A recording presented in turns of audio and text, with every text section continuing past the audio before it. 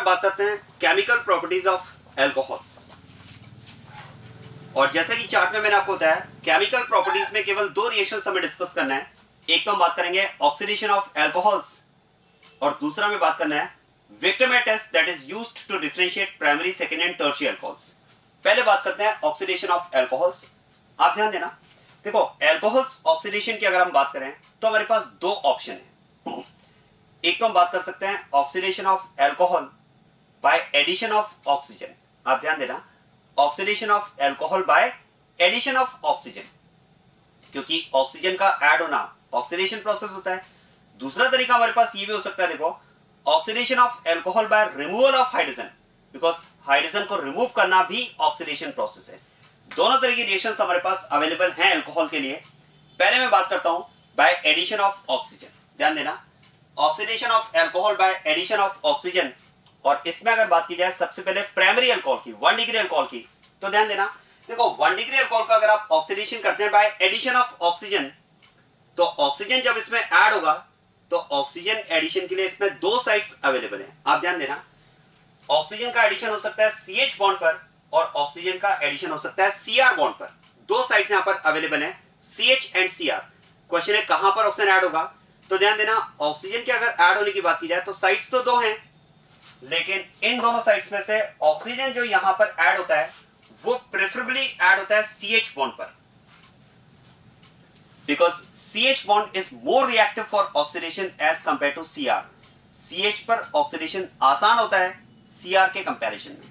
अब आप देखो CH पर ऑक्सीडेशन Cr के कंपैरिजन में आसान होता है, इसका रीजन मैं आपको आगे क्लियर करूंगा। इसका रीजन है, लॉजिकल पॉइंट है, ऐसा कोई रटने वाली बात नहीं है। CH पर ऑक्सीडेशन इजी होता है Cr के कंपैरिजन में, ये रीजन मैं आपको आगे क्लियर करता हूं। आप ध्यान देना, पहले प्रोडक्ट की बात कर लेते हैं। तो जरा देखो, अगर हम बात करें कि ऑक्सीजन जो ऐड होगा वो CH पर प्रेफरेबली ऐड होगा Cr के कंपैरिजन में, क्योंकि CH पर ऑक्सीडेशन इजी होता है Cr के कंपैरिजन में। तो देखो जब ऑक्सीजन यहां पर ऐड हो जाएगा तो इस केस में प्रोडक्ट हमें मिलेगा ये कंपाउंड।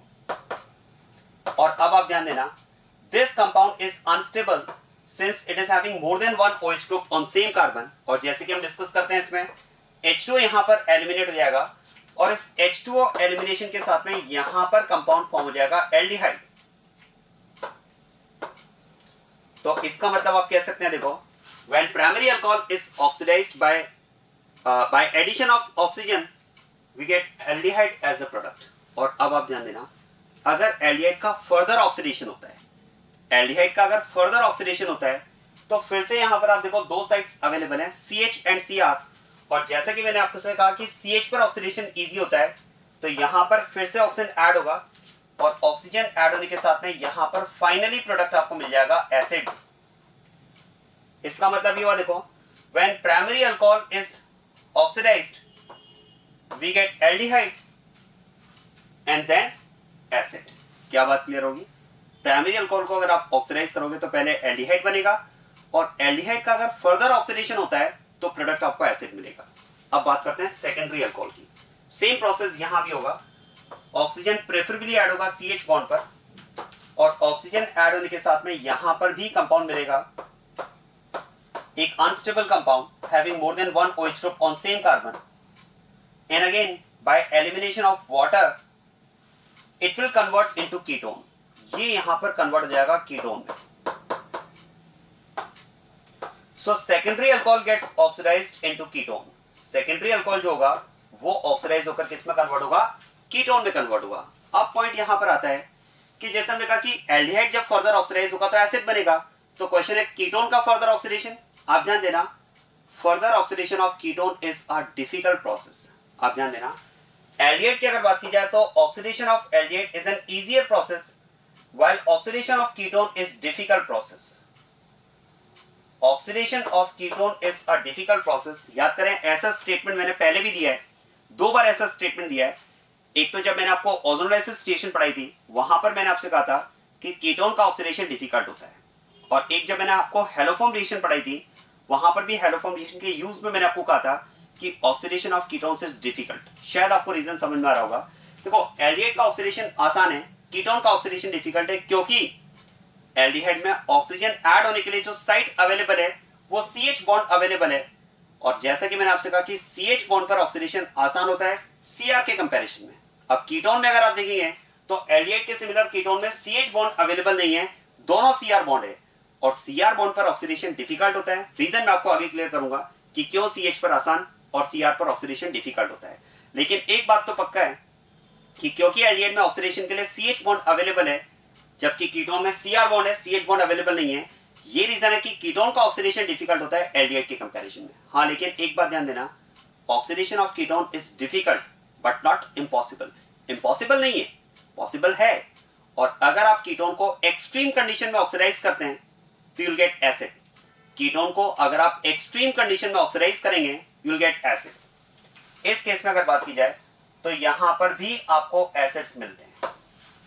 क्या पॉइंट समझ में आ रहा है? तो ध्यान देना, प्राइमरी अल्कोहल को अगर आप ऑक्सीडाइज करेंगे तो पहले एल्डिहाइड बनेगा और एल्डिहाइड का अगर फर्दर ऑक्सीडेशन होता है जो कि एक आसान प्रोसेस है, you will get acid. Secondary alcohol को अगर आप ऑक्सीडाइज करेंगे तो कीटोन बनेगा। Further oxidation of ketone is difficult but impossible नहीं है, it is possible in extreme conditions. In extreme conditions ketone gets oxidised into acids. अब आप ध्यान देना, एक पॉइंट तो ये पता होना चाहिए कि प्राइमरी अल्कोहल से एल्डिहाइड बनता है, सेकेंडरी अल्कोहल से कीटोन बनता है। अगर एल्डिहाइड कीटोन का फर्दर ऑक्सीडेशन होगा तो एसिड बनेगा। और एक इंपॉर्टेंट पॉइंट ये भी आपको पता होना चाहिए जहां से क्वेश्चन फ्रेम होता है, ध्यान देना, अगर प्राइमरी अल्कोहल में, ध्यान देना, प्राइमरी अल्कोहल में अगर आप अल्कोहल ले रहे हैं with n number of carbon, if number of carbon present in this alcohol is n number of carbon, तो क्या मैं कह सकता हूं when it will get oxidised into aldehyde, you will get aldehyde with n number of carbon. यहां पर भी number of carbon कितने होंगे? n कार्बन ही रहेंगे। There will be no change in number of carbon. आप देखो, क्योंकि CH बॉन्ड अगर ब्रेक हो रहा है, CH बॉन्ड अगर ब्रेक हो रहा है तो जो नंबर ऑफ कार्बन, जो कार्बन चेन में जो नंबर ऑफ कार्बन या कंपाउंड में जो नंबर ऑफ कार्बन है वो तो सेम रहेगा। और आप देखो यहां पर फर्दर जब ऑक्सीडेशन होकर एसिड बनेगा तो यहां पर भी CH बॉन्ड ब्रेक हो रहा है, कार्बन चेन ब्रेक नहीं हो रही है, तो जो एसिड बनेगा उसमें भी नंबर ऑफ कार्बन सेम रहेंगे, n नंबर ऑफ कार्बन। आ रहा है समझ में? और अब आप ध्यान देना, सेकेंडरी अल्कोहल अगर आप लेते हैं with n number of carbon, secondary alcohol अगर आप लेते हैं with n number of carbon, तो जो कीटोन आपको मिलेगा उसमें तो नंबर ऑफ कार्बन वही रहेंगे, n number of carbon, but जब कीटोन का फर्दर ऑक्सीडेशन होगा तो अब यहां पर क्या होगा? देखो, इस केस में तो CH बॉन्ड ब्रेक हुआ, लेकिन कीटोन का जब फर्दर ऑक्सीडेशन होगा तो यहां पर Cr बॉन्ड ब्रेक होगा। और अगर Cr बॉन्ड ब्रेक हुआ तो अब यहां पर आप कह सकते हैं कार्बन चेन ब्रेक होगी, और कार्बन चेन अगर ब्रेक होगी तो यहां पर जो एसिड बनेंगे उसमें नंबर ऑफ कार्बन आपको n से कम मिलेंगे। क्या मेरा पॉइंट समझ में आ रहा है? तो ध्यान रखिएगा, primary alcohol gets oxidised into acid to give same number of carbon, while secondary alcohol gets oxidized into acid with lesser number of carbon। ये इंपॉर्टेंट डिफरेंस है प्राइमरी और सेकेंडरी अल्कोहल में। आप सोचिए, अगर आपसे कहा जाए C3H8O, C3H8O gets oxidized to give acetic acid। अगर आपको ये कहा जाए कि C3H8O an alcohol, it's an alcohol and it gets oxidized to give acetic acid, identify the alcohol. अगर आपको ये कहा जाए कि एक अल्कोहल है with the molecular formula C3H8O और इसके ऑक्सीडेशन पर अगर आपको एसिटिक एसिड मिला तो जरा अल्कोहल पहचानो कौन सा है। अब जरा सोचिए, इस मॉलिक्यूलर फॉर्मूला की अगर बात की जाए तो we can have two types of alcohol with this molecular formula. एक तो हम बात कर सकते हैं N propyl alcohol, it's molecular formula is C3H8O, and one more alcohol is possible with the same molecular formula, isopropyl alcohol। जरा सोचिए, ये N प्रोपाइल अल्कोहल है, या आप कह सकते हैं प्रोपेन 1-ऑल, और ये है प्रोपेन 2-ऑल, जिसे आप आइसोप्रोपाइल अल्कोहल कह सकते हैं, कॉमन नेम। दोनों का मॉलिक्यूलर फॉर्मूला सेम आ रहा है C3H8O। अब बताओ कौन सा अल्कोहल होगा इसमें? तो जरा सोचिए, अगर मैं N प्रोपाइल अल्कोहल की बात करूं तो ये प्राइमरी अल्कोहल है, अगर मैं आइसोप्रोपाइल अल्कोहल की बात करूं तो ये सेकेंडरी अल्कोहल है। क्या मैं कह सकता हूं, अगर ये अल्कोहल प्राइमरी होता तो जो एसिड बनता उसमें नंबर ऑफ कार्बन आपको सेम मिलते, n नंबर ऑफ कार्बन, जबकि आप देखो यहां पर 3 कार्बन वाला अल्कोहल है, जबकि एसिड में कितने आ रहे हैं? 2 कार्बन आ रहे हैं, लेस नंबर ऑफ कार्बन आ रहे हैं। और अगर लेस नंबर ऑफ कार्बन आ रहे हैं तो फिर तो डेफिनेटली यहां पर जो अल्कोहल हमने लिया होगा वो प्राइमरी अल्कोहल नहीं, सेकेंडरी अल्कोहल लिया होगा, क्योंकि यहां पर 3 कार्बन है, जबकि यहां पर देखो, यहां पर कितने कार्बन है? 3 कार्बन है, जबकि यहां पर कितने आ रहे हैं? 2 कार्बन आ रहे हैं। कार्बन अगर डिक्रीज हुआ तो फिर डेफिनेटली वो अल्कोहल कौन सा रहा होगा? सेकेंडरी अल्कोहल रहा होगा, आइसोप्रोपाइल अल्कोहल रहा होगा। आया समझ में? इस तरह का क्वेश्चन भी फ्रेम होता है इसमें। अब बात करते हैं टर्शियरी अल्कोहल की, ध्यान देना। तो टर्शियरी अल्कोहल की अगर बात की जाए तो oxidation of tertiary alcohol is difficult.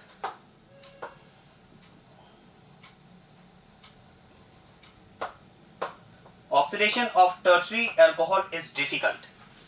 क्यों डिफिकल्ट है समझ में आ रहा है? क्योंकि देखो प्राइमरी एंड सेकेंडरी अल्कोहल के सिमिलर इसमें CH बॉन्ड अवेलेबल नहीं है। यहां CH बॉन्ड अवेलेबल है, यहां CH बॉन्ड अवेलेबल है, बट इसमें CH बॉन्ड अवेलेबल नहीं है। और जैसे कि मैंने आपसे कहा कीटोन में CH बॉन्ड अवेलेबल नहीं है और Cr बॉन्ड पर ऑक्सीडेशन डिफिकल्ट होता है, वैसे यहां पर भी Cr बॉन्ड पर ऑक्सीडेशन डिफिकल्ट होगा, बट वही इंपॉसिबल नहीं है। एक्सट्रीम कंडीशन में इट इज पॉसिबल। और यहां पर भी अगर बात करें तो प्रोडक्ट्स आपको मिलते हैं एसिड्स। आया समझ में? This is about oxidation of primary, secondary and tertiary alcohol by addition of oxygen. अब एक बात ध्यान देना, देखो यहां पर अगर आप देखेंगे तो प्राइमरी एंड सेकेंडरी अल्कोहल को जब हम ऑक्सीडाइज करते हैं तो ऑक्सीडेशन में हमारे पास वैरायटी ऑफ कंपाउंड्स का फॉर्मेशन होता है। मतलब इसकी स्टेजेस हैं, एक तरह से आप कह सकते हैं लेवल्स हैं, अलग अलग स्टेज हैं। जैसे प्राइमरी अल्कोहल का एक स्टेज तो एल्डिहाइड फॉर्मेशन है, दूसरी स्टेज एसिड फॉर्मेशन है। ऐसे ही सेकेंडरी अल्कोहल की बात करें तो एक स्टेज कीटोन फॉर्मेशन है, आगे की स्टेज एसिड फॉर्मेशन है। तो यहां प्राइमरी और सेकेंडरी अल्कोहल के ऑक्सीडेशन में तो स्टेजेस हैं, हाँ, लेकिन टर्शियरी में नहीं है, क्योंकि टर्शियरी का ऑक्सीडेशन तो हमने कहा डिफिकल्ट है। और ऑक्सीडेशन टर्शियरी अल्कोहल का अगर डिफिकल्ट है तो आपको स्टार्टिंग में क्या करना पड़ेगा? एक्सट्रीम कंडीशन लेनी पड़ेगी। और अगर आप स्टार्टिंग में एक्सट्रीम कंडीशन लोगे तो रिएक्शन कहां पर जाकर रुकेगी? सीधा एसिड पर जाकर रुकेगी। तो इसमें तो आपको डायरेक्ट एसिड ही मिलने हैं, हाँ, लेकिन प्राइमरी और सेकेंडरी अल्कोहल में आप अपनी चॉइस के अकॉर्डिंग प्राइमरी अल्कोहल को एल्डिहाइड तक ऑक्सीडाइज कर सकते हैं या फर्दर एसिड तक ऑक्सीडाइज कर सकते हैं, एंड सेकेंडरी अल्कोहल को कीटोन तक ऑक्सीडाइज कर सकते हैं या फर्दर एसिड तक ऑक्सीडाइज कर सकते हैं। अब क्वेश्चन है कि प्राइमरी अल्कोहल के ऑक्सीडेशन में एल्डिहाइड बनेगा या एसिड बनेगा, ये हम कैसे डिसाइड करेंगे? या सेकेंडरी अल्कोहल में कीटोन बनेगा एसिड बनेगा, कैसे डिसाइड करेंगे? तो देखो ये डिपेंड करेगा आप ऑक्सीडाइजिंग एजेंट क्या यूज कर रहे हैं, आप रिएजेंट क्या यूज कर रहे हैं। तो ध्यान देना, ऑक्सीडाइजिंग एजेंट पर डिपेंड करेगा, रिएक्शन कंडीशन पर डिपेंड करेगा कि ये रिएक्शन कहां पर स्टॉप होगी। अब ऑक्सीडाइजिंग एजेंट्स हम क्या क्या यूज कर सकते हैं? प्राइमरी अल्कोहल को एल्डिहाइड में कन्वर्ट करने के लिए, या प्राइमरी अल्कोहल को एसिड में कन्वर्ट करने के लिए, या सेकेंडरी अल्कोहल को कीटोन में कन्वर्ट करने के लिए, या सेकेंडरी अल्कोहल को एसिड में कन्वर्ट करने के लिए। तो ये ऑक्सीडाइजिंग एजेंट्स आपको याद रखने होंगे। देखो मैंने आपसे पहले भी कहा था, जैसे रिडक्शन एंड ऑक्सीडेशन, ये ऐसी दो रिएक्शंस हैं जिसमें कौन किसे कितना रिड्यूस करेगा, कौन किसे कितना ऑक्सीडाइज करेगा, कहां तक ऑक्सीडाइज करेगा, ये कुछ प्रैक्टिकल बेसिस की रिएक्शंस हैं जो आपको याद रखनी होंगी। हालांकि देखो इनकी भी मैकेनिज्म्स हैं, ऐसा नहीं कि ऑक्सीडेशन की मैकेनिज्म्स नहीं है, रिएक्शंस की भी मैकेनिज्म्स हम बात कर सकते हैं मैकेनिज्म्स की, लेकिन इतना डिटेल की जरूरत है नहीं, क्योंकि बहुत कॉम्प्लिकेटेड मैकेनिज्म्स हैं और उतना हमारी एग्जामिनेशन पॉइंट ऑफ व्यू से हमारी रिक्वायरमेंट नहीं है। तो मैं इनकी डिटेल मैकेनिज्म्स पे नहीं जा रहा हूँ, डायरेक्ट आपको रिएजेंट्स लिखवा रहा हूँ, क्योंकि कुछ लिमिटेड रिएजेंट्स जो हमारे सिलेबस के लिए इंपॉर्टेंट है, हमारे एग्जामिनेशन पॉइंट ऑफ व्यू से इंपॉर्टेंट है, जिनकी केसेस आपको याद रखने होंगे। उनको आपको याद रखना है कि कौन रिएजेंट कहां तक ऑक्सीडाइज कर पाएगा, किस कंडीशन में ऑक्सीडाइज कर पाएगा। तो इसी में आप ध्यान देना। सबसे पहला मैं बात कर रहा हूं पोटेशियम डाइक्रोमेट, पोटेशियम डाइक्रोमेट और क्रोमिक एनहाइड्राइड। आप ध्यान देना, पोटेशियम डाइक्रोमेट या क्रोमिक एनहाइड्राइड अगर आप यूज करते हैं एज एन ऑक्सीडाइजिंग एजेंट, और इसमें अगर आप बात करते हैं primary alcohol, secondary alcohol and tertiary alcohol की, तो ध्यान रखना डिपेंड करेगा आपने रिएक्शन कंडीशन क्या ली है। If the reaction condition is anhydrous, if the reaction condition is anhydrous, primary alcohol gets oxidized into aldehyde. Primary alcohol gets oxidized into aldehyde. But in hydrous condition, primary alcohol gets oxidized into acid. इस case में अगर बात की जाए तो जो primary alcohol होगा वो यहां पर एसिड में कन्वर्ट होगा। In case of 2 degree alcohol, in anhydrous condition, product is ketone. And in hydrous condition, again it is ketone. And in case of tertiary alcohol, whatever is the condition, in case of tertiary alcohol, whatever is the condition, in both the conditions there will be no oxidation of tertiary alcohol. आप जरा सोचिए, secondary alcohol में मैंने आपसे कहा कि condition कोई भी हो, दोनों ही केस में कीटोन बनेगा, क्योंकि कीटोन का ऑक्सीडेशन डिफिकल्ट है। कीटोन के ऑक्सीडेशन के लिए तो हमें स्पेशल कंडीशन मेंटेन करनी पड़ेगी, जो आगे मैं आपको बताऊंगा। और जैसे कीटोन का ऑक्सीडेशन डिफिकल्ट है, वैसे टर्शियल अल्कोहल का भी ऑक्सीडेशन डिफिकल्ट है, तो टर्शियल अल्कोहल में नो ऑक्सीडेशन। हाँ, लेकिन एल्डिहाइड का ऑक्सीडेशन क्योंकि आसान होता है, तो प्राइमरी अल्कोहल में आपको अलग अलग केस मिला कि प्राइमरी अल्कोहल में अगर आप एनहाइड्रस कंडीशन लेंगे तो ऑक्सीडेशन एल्डिहाइड तक होगा, लेकिन हाइड्रस कंडीशन लेंगे तो एल्डिहाइड फर्दर ऑक्सीडाइज होकर किस में कन्वर्ट हो जाएगा, एसिड में। कंडीशन आपको याद रखनी है, ये कंडीशंस कुछ प्रैक्टिकल बेसिस की कंडीशन है जो आपको याद रखनी है। तो पहला केस तो मैंने आपको बताया पोटेशियम डाइक्रोमेट या क्रोमिक एनहाइड्रेट। अब एक बात ध्यान देना, देखो जो रिएजेंट हम यहाँ पर यूज कर रहे हैं, जो ऑक्सीडाइजिंग एजेंट हम यूज कर रहे हैं, क्या मैं कह सकता हूँ, that is chromium 6 compound. Oxidation state आप चेक करो, क्रोमिक का ऑक्सीडेशन स्टेट यहाँ पर 6 है, और क्या मैं कह सकता हूँ, chromium 6 compounds are orange in colour. Chromium 6 compounds are orange in colour. अब होता क्या, देखो जैसे ये ऑक्सीडाइजिंग एजेंट अल्कोहल को ऑक्सीडाइज करेगा, इटसेल्फ रिड्यूस हो जाएगा। ये क्रोमियम 6 कंपाउंड जो है, जैसे ही ऑक्सीडेशन जैसे ही अल्कोहल को ऑक्सीडाइज करेगा, इटसेल्फ रिड्यूस होगा, and this chromium 6 compound when it will oxidise alcohol, itself it will get reduced into chromium 3। ध्यान देना, ये यहां पर ऑक्सीडाइज अल्कोहल को ऑक्सीडाइज करके खुद रिड्यूस हो जाएगा क्रोमियम 3 में। और जैसे कि आप जानते होंगे, chromium 3 compounds are green in colour. Chromium 3 compounds are green in colour.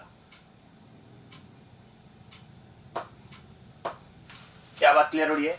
मतलब यहां पर मैं कह सकता हूं एक विजिबल चेंज आपको रिएक्शन में मिलेगा, orange to green.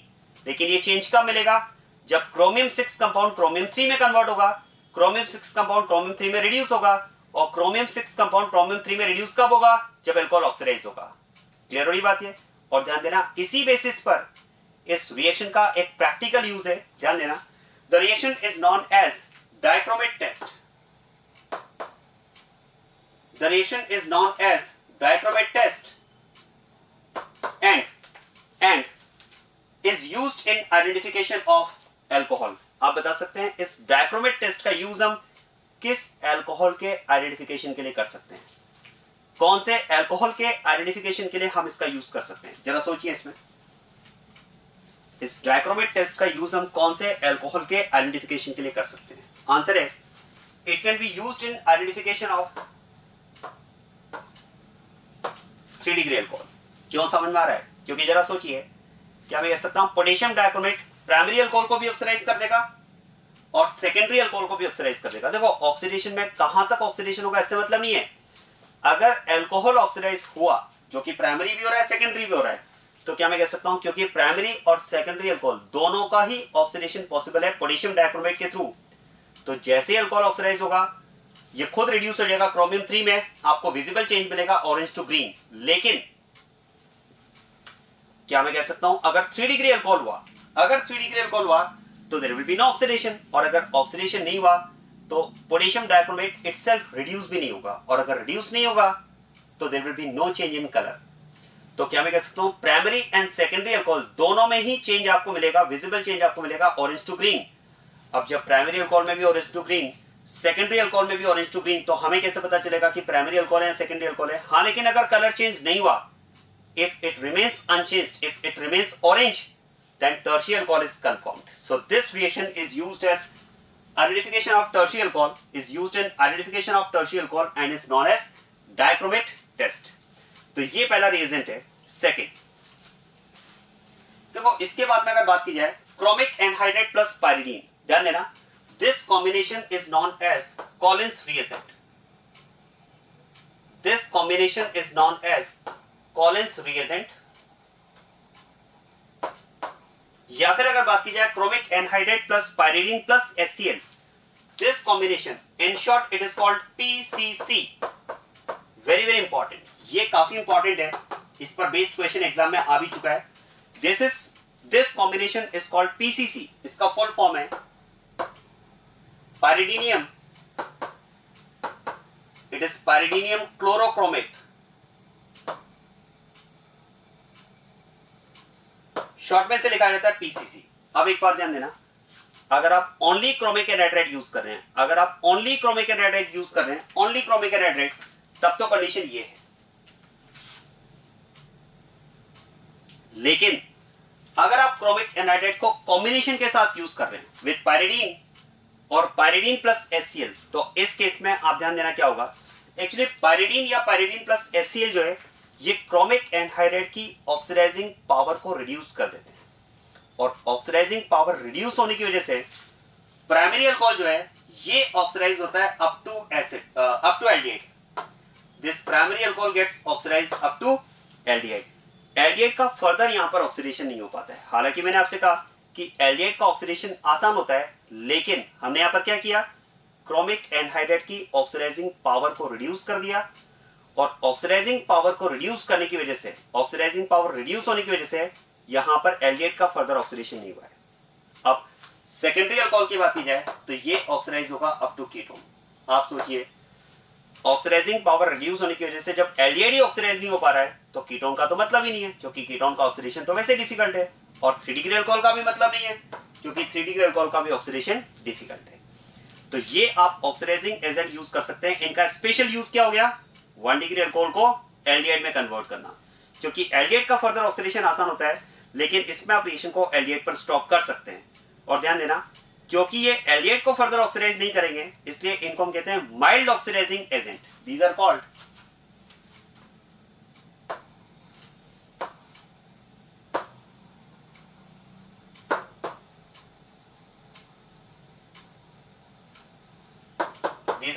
Mild oxidising agents. क्या बात क्लियर हो रही है? तो ये इसमें कुछ ऑक्सीडाइजिंग एजेंट्स मैंने आपको बताया। अब इसके बाद में हम बात करते हैं नेक्स्ट, केमेरोफोर। ध्यान देना, केमेरोफोर की अगर बात की जाए तो ये एक स्ट्रॉन्ग ऑक्सीडाइजिंग एजेंट्स आप कह सकते हैं। हालांकि इसमें भी डिपेंड करता है हमने रिएक्शन में मीडियम क्या यूज किया, that can B acidic, alkaline और न्यूट्रल मीडियम। अब आप ध्यान देना, प्राइमरी अल्कोहल को अगर आप ऑक्सीडाइज करते हैं यूजिंग केमेरोफोर, तो K M N O four is strong oxidizing agent and it will oxidize primary alcohol into acid, whatever is the medium. In all the three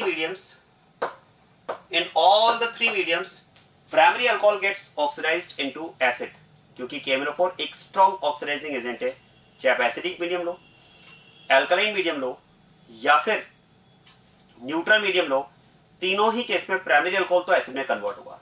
secondary alcohol की अगर बात की जाए तो it gets oxidised into ketone in neutral और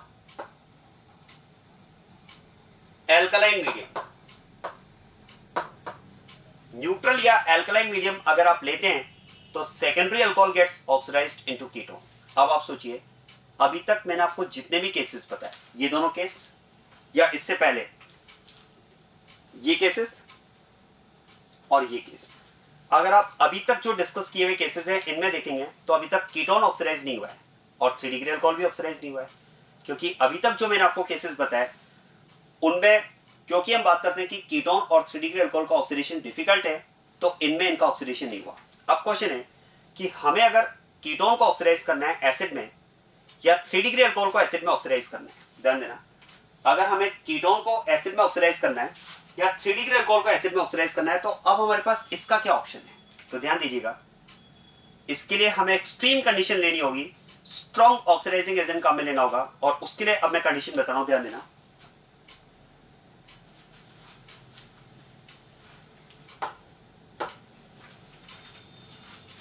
condition सी में हम लिख रहे हैं, इफ 2 डिग्री और 3 degree alcohol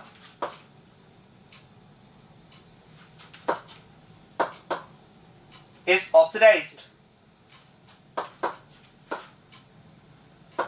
by using acidic chemophore. ध्यान देना, if 2 degree and 3 degree alcohol is oxidized by using acidic chemophore at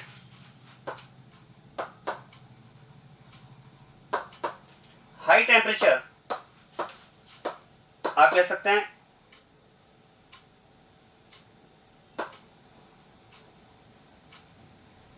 elevated temperature condition,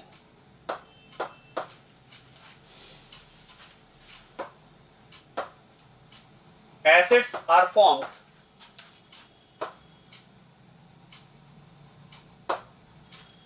as final product.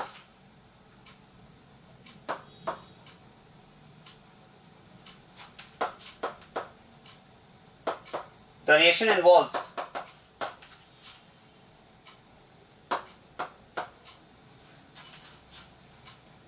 Breakage of carbon carbon bond. ध्यान देना, अब जो मैंने condition आपको बताई है, यहां पर आप देख सकते हैं कि 2 डिग्री अल्कोहल से कीटोन बना और कीटोन फर्दर ऑक्सीडाइज होकर एसिड बना और 3 डिग्री अल्कोहल भी ऑक्सीडाइज हुआ है। मतलब कीटोन और 3 डिग्री अल्कोहल को अगर आपको ऑक्सीडाइज करना है तो क्या करना होगा, स्ट्रॉन्ग ऑक्सीडाइजिंग एजेंट आपको काम में लेना होगा, एसिडिक केमेनोफोर। यहां पर आपको स्ट्रॉन्ग ऑक्सीडाइजिंग एजेंट यूज करना होगा, एसिडिक केमेनोफोर, और साथ में आपको टेम्परेचर भी हाई रखना होगा। एक तरह से हम कह सकते हैं हॉट एसिडिक केमेनोफोर आपको यूज करना पड़ेगा, या फिर आप कह सकते हैं रिएक्शन एट एलिवेटेड टेम्परेचर, बढ़े हुए टेम्परेचर पर आपको यूज करना होगा। एलिवेटेड टेम्परेचर, ये वर्ड आपको एनसीईआरटी में मिल जाएगा, इस तरह से दिया हुआ है, ऑक्सीडेशन ऑफ 2 डिग्री और 3 degree alcohol by using acidic K M N O four at elevated temperature, मतलब वही है हाई टेम्परेचर, या आप कह सकते हैं हॉट एसिडिक केमेनोफोर। तो इस केस में फाइनल ऑक्सीडेशन होकर प्रोडक्ट आपको मिलेगा एसिड, और अगर एसिड बना तो अब हम कह सकते हैं इसका मतलब इस केस में हम बात कर सकते हैं, मतलब कार्बन कार्बन बॉन्ड ब्रेक होगा, कार्बन कार्बन बॉन्ड यहां पर ब्रेक होगा। क्लियर हो रही बात ये? तो this is about oxidation of 2 degree alcohol and 3 degree alcohol into acid. मैं आपको एग्जांपल से एक्सप्लेन करता हूं, ध्यान देना। जैसे आप देखो, ये आपको सेकेंडरी अल्कोहल दिया हुआ है। अब सेकेंडरी अल्कोहल को अगर ऑक्सीडाइज किया जाए तो जैसे कि हमने डिस्कस किया, इसमें कीटोन बनेगा। देखो, सेकेंडरी अल्कोहल से कीटोन तक आना तो आसान है, सेकेंडरी अल्कोहल से कीटोन तक आना तो आसान है, हाँ, लेकिन कीटोन का फर्दर ऑक्सीडेशन हमने डिस्कस किया डिफिकल्ट है। कीटोन का फर्दर ऑक्सीडेशन जो है वो हमने डिस्कस किया डिफिकल्ट है। लेकिन अगर आप यहां पर एलिवेटेड टेम्परेचर कंडीशन लें और एसिडिक केमिनोफोर यूज करें तो इसका फर्दर ऑक्सीडेशन होगा। अब क्वेश्चन है, फर्दर अगर ऑक्सीडेशन होगा तो एसिड कैसे बनेगा, क्या एसिड बनेगा, मैं आपको बताता हूं, ध्यान देना। देखो, अगर इसका फर्दर ऑक्सीडेशन हुआ तो ऑक्सीडेशन तो वैसे ही होगा जैसे एल्डिहाइड का होता है। एल्डिहाइड का ऑक्सीडेशन कैसे होता है? देखो, एल्डिहाइड के ऑक्सीडेशन में हमने डिस्कस किया कि जब एल्डिहाइड का फर्दर ऑक्सीडेशन होगा तो यहां पर दो साइड्स अवेलेबल हैं, CH एंड CR। हमने कहा CH पर ऑक्सीडेशन आसान होता है CR के कंपैरिजन में, तो ऑक्सीजन प्रेफरेबली CH बॉन्ड पर ऐड हो जाएगा और यहां पर प्रोडक्ट बन जाएगा एसिड। तो मतलब क्या हुआ, CH में ऑक्सीजन इंट्रोड्यूस हुआ, बस ऐसे ही यहां भी होगा। बस यहां पर हम कह रहे हैं कि CH बॉन्ड अवेलेबल नहीं है, कोई बात नहीं, CH अवेलेबल नहीं है तो जो ऑक्सीजन इंट्रोड्यूस होगा वो कहां पर होगा, CR पर इंट्रोड्यूस हो जाएगा। CR बॉन्ड यहां पर ब्रेक होगा और यहां पर ऑक्सीजन इंट्रोड्यूस हो जाएगा। बस यही अंतर आता है, एल्डिहाइड में ऑक्सीजन CH में इंट्रोड्यूस होता है और कीटोन में ऑक्सीजन CR में इंट्रोड्यूस होता है, और CR पर ऑक्सीडेशन डिफिकल्ट होता है CH के कंपैरिजन में। इसका रीजन बस मैं आपको बताऊंगा, लेकिन ऑक्सीडेशन का तरीका वही है। अब आप सोचिए, जब ऑक्सीजन इसमें इंट्रोड्यूस हो जाएगा तो ये कीटोन जो यहां पर है, ketone will convert into ester. जरा ध्यान देना, जैसे ही यहां पर ऑक्सीजन इंट्रोड्यूस हुआ ये एस्टर में कन्वर्ट होगा। So ketone first gets converted into ester, और रिएक्शन कंडीशन में फिर इसका आगे होता है हाइड्रोलिसिस। ध्यान देना, एस्टर का जब हाइड्रोलिसिस होगा तो ये हमने पढ़ा भी है, एस्टर के हाइड्रोलिसिस से बनता है alcohol plus acid. Very important, ester on hydrolysis gives acid plus alcohol. और नहीं तो आप तो कंसेप्ट अप्लाई करो, याद करने वाली कोई बात नहीं है। क्या मैं कह सकता हूं, ester is an acid derivative and reactions of acid derivatives are acid reactions. Ester एक एसिड डेरिवेटिव है और एसिड डेरिवेटिव्स की रिएक्शंस क्या होती हैं, एसिडी। क्या होगा देखो, इसमें water molecule as a nucleophile attack करेगा, ओपन करेगा, क्लोज करेगा, लीव करेगा, प्रोडक्ट बनाएगा। और जरा देखो, H2O जब एज ए न्यूक्लियोफाइल ऐड होगा तो पूरा मॉलिक्यूल ऐड होकर H+ रिलीज करेगा, तो कार्बन पर तो आ जाएगा वाटर का OH, बन गया एसिड। और यहां से जो H उसने रिलीज किया वाटर ने, वो H कहां जाएगा, लीविंग ग्रुप के साथ। इस O के साथ में H ऐड होगा तो ये बनेगा अल्कोहल। और अगर अल्कोहल बना तो हम अल्कोहल का ऑक्सीडेशन पढ़ रहे हैं, अल्कोहल फिर ऑक्सीडाइज होगा।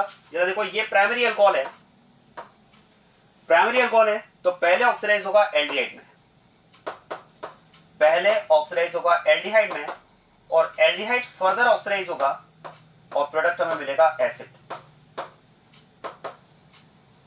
तो इस तरह से हम कह सकते हैं, देखो, this 2 degree alcohol it will first get oxidised into ketone and ketone finally into acids. कौन से एसिड्स, एक तो ये एसिड बना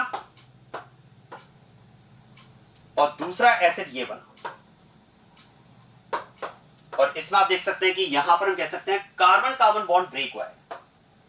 जरा देखो ये कार्बन कार्बन बॉन्ड ब्रेक हुआ, और जरा देखो अगर आप ध्यान दें तो एक एसिड तो इस पार्ट से बना, इसमें 2 कार्बन है एसिटिक एसिड, और एक एसिड इस पार्ट से बना 3 कार्बन है प्रोपेनिक एसिड। ये भी एक शॉर्टकट का तरीका है, कीटोन में कार्बन कार्बन बॉन्ड ब्रेक करो, एक एसिड इस पार्ट से बनाओ, एक एसिड इस पार्ट से बनाओ। क्लियर बात ये?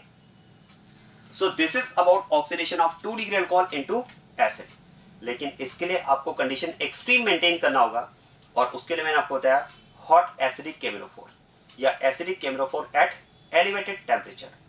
अब एक पॉइंट इसमें और मैं आपको बताता हूं, ध्यान देना। देखो मैंने आपसे कहा कि CH और Cr में तो क्योंकि CH पर ऑक्सीडेशन आसान होता है तो ऑक्सीजन यहां पर इंट्रोड्यूस हो जाएगा, लेकिन कीटोन में हमने कहा कि CH तो है नहीं, तो ऑक्सीजन जो इंट्रोड्यूस होगा वो Cr में होगा।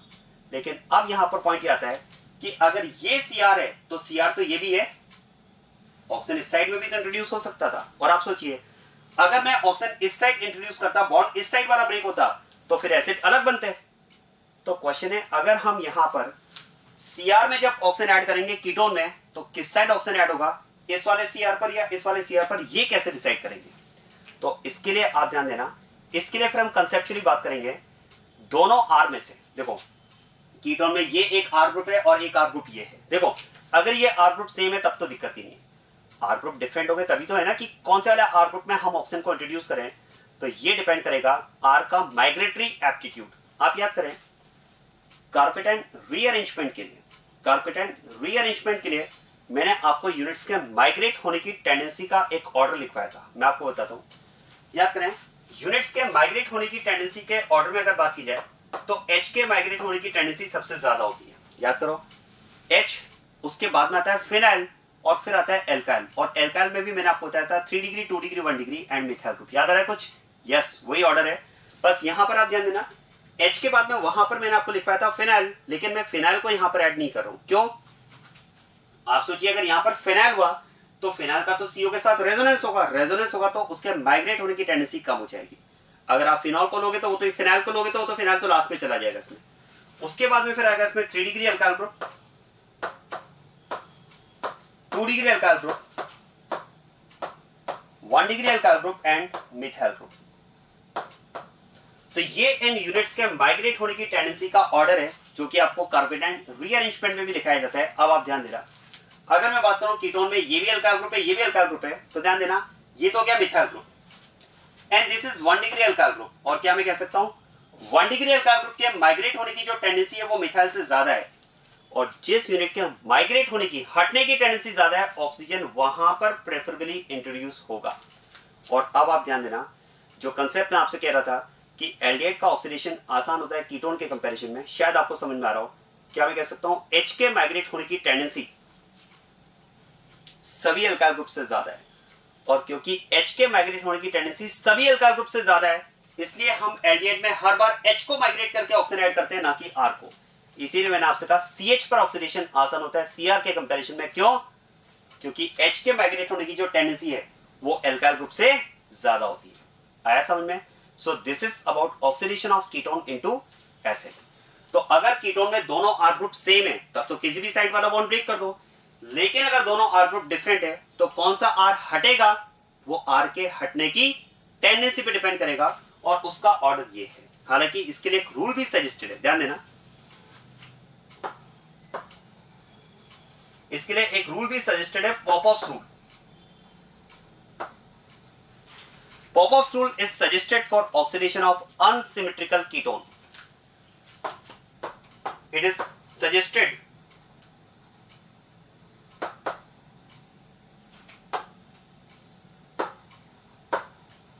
for oxidation of unsymmetrical ketones, for oxidation of unsymmetrical ketones। जरा देखो पॉपऑफ्स रूल क्या है, मैं आपको बताता हूं। देखो अनसिमेट्रिकल कीटोन समझ लेना, unsymmetrical ketone that is ketone with 2 different alkyl groups. ऐसा कीटोन जिसमें दोनों अल्काइल ग्रुप डिफरेंट हो। अब जरा सोचिए, अगर दोनों अल्काइल ग्रुप डिफरेंट है तो ऑक्सीजन किस साइड इंट्रोड्यूस होगा, इस साइड या फिर इस side?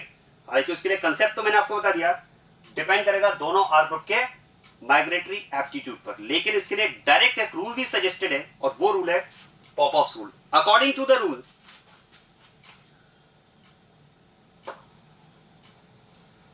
According to the rule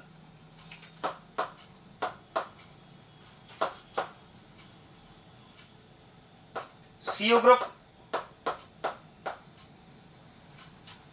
remains with CO group remains with smaller alkyl group.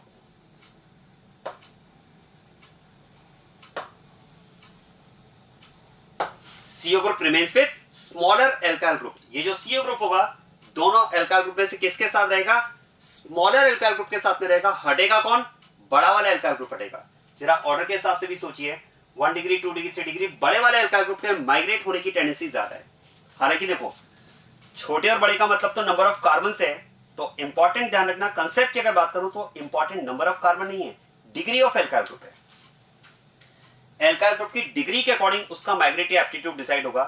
Degree जितनी ज्यादा होगी उसके हटने की टेंडेंसी, माइग्रेट होने की टेंडेंसी उतनी ज्यादा होगी. तो ठीक है, रूल आपको पता होना चाहिए कि पॉपऑफ रूल क्या है और किस रिएक्शन के लिए सजेस्टेड है, लेकिन इसका यूज हम प्रोडक्ट आइडेंटिफाई करने में करेंगे नहीं. हम प्रोडक्ट आइडेंटिफाई के लिए तो ये ऑर्डर यूज करेंगे, कंसेप्ट को अप्लाई करेंगे. ये बिल्कुल ऐसा समझ लो जैसे Markovnikov rule, electrophilic addition of alkenes and alkynes follow Markovnikov rule बताया था आपको. लेकिन क्या एल्कीन्स एल्काइंस की इलेक्ट्रोफिलिक एडिशन में मार्कोनिकॉफ रूल स्ट्रिक्टली अप्लाई होता है क्या सभी रिएक्शन में? नो. बहुत सारे फेलियर्स हमने देखे थे.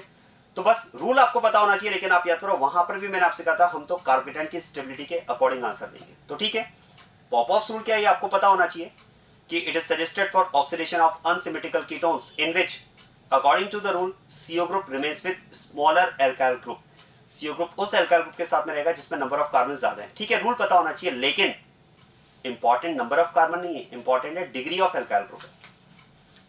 तो जब भी प्रोडक्ट आप आइडेंटिफाई करेंगे कंसेप्ट के अकॉर्डिंग करेंगे. हाँ, आपसे यही पूछ लिया जाए कि पॉपऑफ रूल क्या होता है या किस रिएक्शन के लिए सजेस्टेड है, तो एटलीस्ट वो तो आपको पता होना चाहिए. ठीक है, so this is about oxidation of alcohols by addition of oxygen.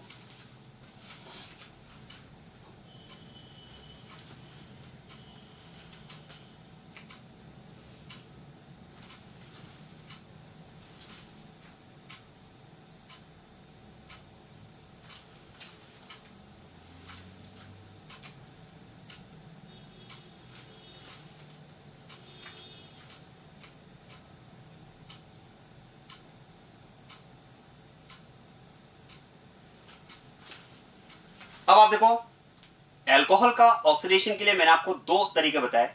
एक तो हम बात करते हैं बाय एडिशन ऑफ ऑक्सीजन और दूसरा हम बात करते हैं by removal of hydrogen.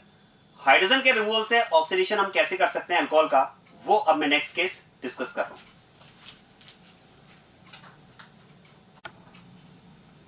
Chemical properties of alcohol ये हम डिस्कस कर रहे हैं और इसमें जैसा कि मैंने आपसे कहा 2 रिएक्शंस हमें डिस्कस करना है. एक तो हम बात कर रहे हैं इसमें ऑक्सीडेशन ऑफ अल्कोहल और सेकंड हमें डिस्कस करना है Victor Meyer test, that is to differentiate primary second and tertiary alcohol. देखो अल्कोहल ऑक्सीडेशन में अभी तक जो हम डिस्कस कर चुके हैं उसमें मैंने आपको बताया कि अल्कोहल ऑक्सीडेशन में 2 पॉसिबिलिटीज हमारे पास हैं. Oxidation of alcohol is possible by addition of oxygen and oxidation of alcohol is also possible by removal of hydrogen by addition of oxygen. ये मैंने आपको एक्सप्लेन किया कि ऑक्सीजन एडिशन के साथ में अल्कोहल को अगर ऑक्सीडाइज किया जाए तो किस तरह के प्रोडक्ट्स मिल सकते हैं और किस तरह के रिएजेंट्स हम यूज कर सकते हैं, जिसमें मैंने आपको पॉपऑफ रूल भी बताया है. और अब हम बात करते हैं बाय रिमूवल ऑफ हाइड्रोजन, क्योंकि हाइड्रोजन को रिमूव करना ये भी तो ऑक्सीडेशन प्रोसेस होता है ना. और इसके लिए हम बात करेंगे बाय कैटालिटिक डीहाइड्रोजनेशन. आप ध्यान देना, अल्कोहल का अगर आप कैटलिस्ट की प्रेजेंस में डीहाइड्रोजनेशन करते हैं तो dehydrogenation is also an oxidation process. और इसके लिए जो कैटलिस्ट हम यूज करते हैं वो हम यूज करते हैं copper. 300 degree Celsius temperature reaction में मेंटेन करते हैं. देखो प्रोसेस क्या होगा in this process, in catalytic dehydrogenation of alcohols, alcohol is passed over copper at 300 degree Celsius temperature. जो अल्कोहल होगा उसे हम क्या करेंगे, over the copper metal pass करेंगे. 300 डिग्री सेल्सियस टेम्परेचर कंडीशन आपको मेंटेन करना होता है.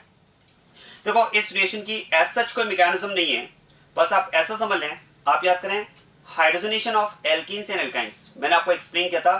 एल्कीन चैप्टर में हमने डिस्कस किया है, मैं आपको बताता हूं. याद करें उसमें हमने डिस्कस किया था कि मेटल सरफेस पर हाइड्रोजन एब्जॉर्ब्ड होती है. जैसे ही एल्कीन या एल्काइन ओवर द मेटल पास होती है, हाइड्रोजन्स का साइमल्टेनियस एडिशन स्टार्ट होता है एल्कीन या एल्काइन पर। तो याद करें वो जो प्रोसेस मैंने आपको एक्सप्लेन किया था, बस उसका एकदम रिवर्स प्रोसेस आप समझ लें, ये रिएक्शन होगी। इसमें क्या होगा, जब एल्कोहल ओवर द मेटल पास होगा तो क्या होगा, उसमें से जो मेटल आप यूज करें इसमें कॉपर 300 डिग्री सेल्सियस टेम्परेचर पर, तो ये क्या करेगा, एल्कोहल में से हाइड्रोजन को एब्स्ट्रैक्ट कर लेगा। मतलब उसमें तो क्या होता था, मेटल सरफेस पर जो हाइड्रोजन होती थी वो एल्कीन या एल्काइन पर ऐड होती थी। इसमें क्या होगा, एल्कोहल में से हाइड्रोजन को एब्स्ट्रैक्ट करने का काम करेगा मेटल। अब आप ध्यान देना, देखो इसमें अगर हम प्राइमरी अल्कोहल लेते हैं, if primary alcohol is passed over copper at 300 degree Celsius temperature, तो प्रोसेस क्या होगा इस केस में, -H2 डीहाइड्रोजनेशन प्रोसेस होगा। इसमें क्या होगा, एल्कोहल में से हाइड्रोजन को एब्स्ट्रैक्ट करने का काम करेगा मेटल, और जो हाइड्रोजन इसमें एब्स्ट्रैक्ट हो गए, एक तो एल्कोहलिक ग्रुप का हाइड्रोजन और दूसरा अल्फा हाइड्रोजन आप कह सकते हैं, because alcoholic group is bonded with the carbon, that will be called alpha carbon, and hydrogen present on alpha carbon will be called alpha hydrogen। तो ये दोनों हाइड्रोजन इसमें एलिमिनेट होंगे, और इन हाइड्रोजन्स के एलिमिनेशन के साथ में यहां पर जो कंपाउंड हमें मिलेगा that will be aldehyde। तो ये हम बात कर सकते हैं, देखो on catalytic dehydrogenation of primary alcohol we get aldehyde as a product। Next आप देखो, अगर आप इसमें सेकेंडरी अल्कोहल लेते हैं तो प्रोसेस वही रहेगा सेकेंडरी अल्कोहल में भी, -H2। यहां पर भी अगर बात की जाए तो -H2 प्रोसेस होगा, और फिर से वही एल्कोहलिक ग्रुप का हाइड्रोजन और अल्फा हाइड्रोजन, ये हाइड्रोजन्स इसमें एलिमिनेट होंगे, और इन हाइड्रोजन्स के एलिमिनेशन के साथ में इस केस में जो कंपाउंड मिलेगा that will be ketone. So 1 degree alcohol will give aldehyde and 2 degree alcohol will give ketone. Secondary alcohol में हमें प्रोडक्ट कीटोन मिलेगा। और अब आप ध्यान देना, पॉइंट आता है कि अगर हम 3 डिग्री अल्कोहल लेते हैं, ये ध्यान देना इस रिएक्शन में 3 डिग्री अल्कोहल वाला केस सबसे इंपॉर्टेंट है। क्वेश्चन मेनली यहां से आता है, क्योंकि देखो इसमें स्पेशलिटी क्या होगी रिएक्शन में, आप ध्यान देना। देखो 3 डिग्री अल्कोहल की अगर बात की जाए कि when 3 degree alcohol is passed over copper at 300 degree Celsius temperature, तो यहां पर प्रोसेस क्या होगा, ध्यान देना। देखो हमने जैसा कि बात करें कि डीहाइड्रोजनेशन प्रोसेस में जो हाइड्रोजन इसमें एलिमिनेट होते हैं वो एक तो एल्कोहलिक ग्रुप का हाइड्रोजन है और दूसरा अल्फा हाइड्रोजन है, राइट। अब जरा ध्यान देना, 3 डिग्री अल्कोहल की अगर बात की जाए तो 3 डिग्री अल्कोहल में हम बात कर सकते हैं there is no alpha hydrogen.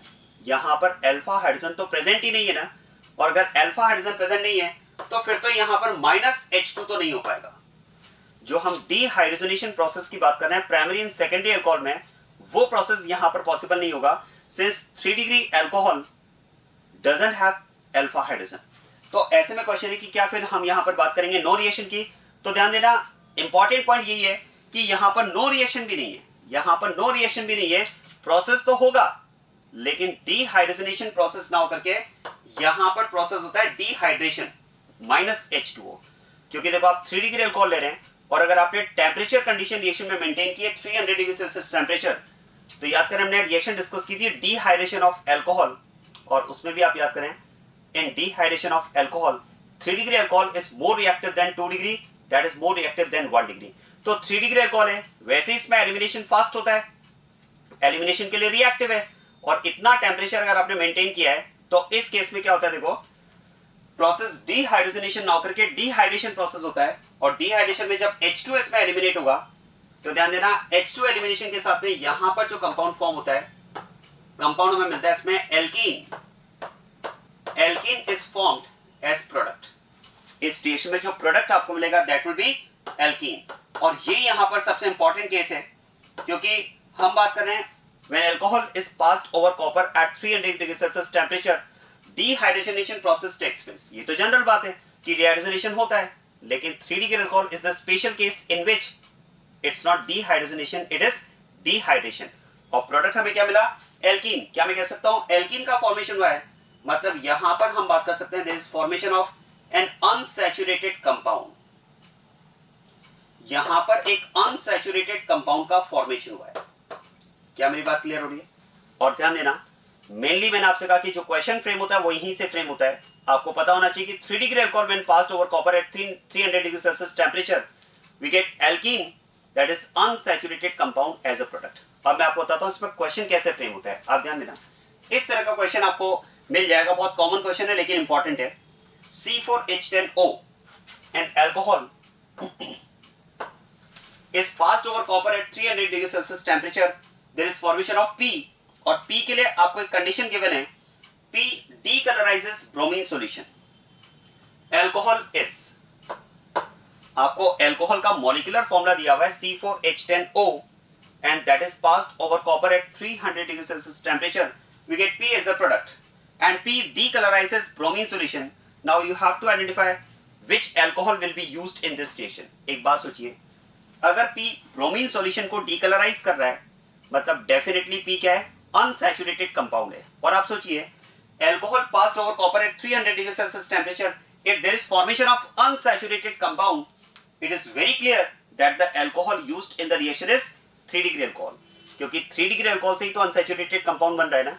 इसका मतलब ये अंडरस्टूड है कि अगर P डीकलराइज कर रहा है ब्रोमीन सॉल्यूशन को मतलब P अनसैचुरेटेड कंपाउंड है, और अनसैचुरेटेड कंपाउंड तो हमें कौन से अल्कोहल से मिलेगा, 3 डिग्री अल्कोहल से मिलेगा when passed over copper at 300 degree Celsius temperature. तो इसका मतलब C4H10O मॉलिक्यूलर फॉर्मूला से आपको 3 डिग्री अल्कोहल आइडेंटिफाई करना होगा।